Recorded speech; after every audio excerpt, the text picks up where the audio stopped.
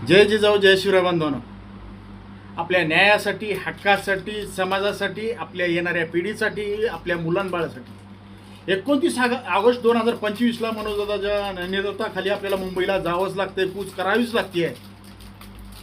आत्ता नाही तर कधीच नाही. त्यासाठी सांगतोय, कोटीच्या संख्येनं आपल्याला मुंबईकडे कूच करायचे.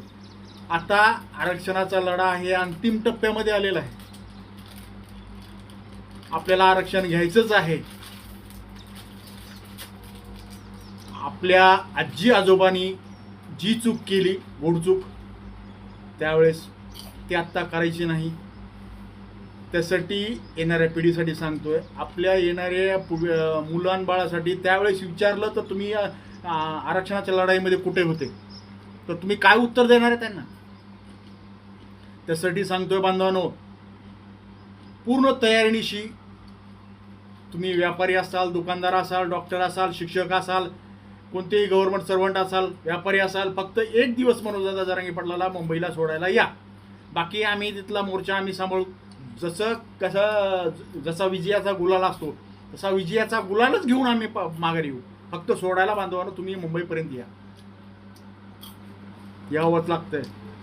नाही आले, तुमच्या मुलाकडे पुन्हा नंतर शिक्षणाला 10-10 लाख रुपये, 5-5 लाख रुपये कुठं भरणार आहेत MBBSला? आपले मुलं IAS ऑफिसर, IPS ऑफिसर, आपलं मोठे अधिकारी झालेले आपल्याला बघायचे असतील तर आपल्याला मुंबईकडे यावंच लागतंय. आरक्षणाची गरज आहे आपल्या मुलांना. त्यासाठी सांगतोय बांधवांनो, परत अशी संधी येणार नाही. आरक्षणाचा लढा हा अंतिम टप्प्यामध्ये आलेला आहे बांधवांनो. आत्ता जर आपण मनोजदादा जरांगे पाटलाच्या पाठीमागे आपण जर नाही गेलो, आपल्याला करोडोच्या संख्येने तिथे जायचं. मनोजदादा जरांगे पाटलाच्या नेतृत्वाखाली पहिलं 2.25 कोटीची सभा झाली अंतरवाली सराटीमध्ये. पुन्हा नारायणगडावरती 2.5 कोटीची लोकसंख्येने मेळावा झाला. 3.5 कोटीनं आपण मुंबईकडे कूच केली होती. त्याच्यापेक्षा डबल 6 कोटी मराठे आपल्याला आता मुंबईला कूच करावी लागणार आहे मनोजदादा जरांगे पाटलाच्या नेतृत्वाखाली. त्यासाठी बांधवांना सांगतोय, चॅनलला नवीन असाल सबस्क्राईब करा, शेअर करा, प्रत्येक मराठा बांधवापर्यंत हा व्हिडिओ पोहोचू करा. जय जिजाऊ जय शिवराय.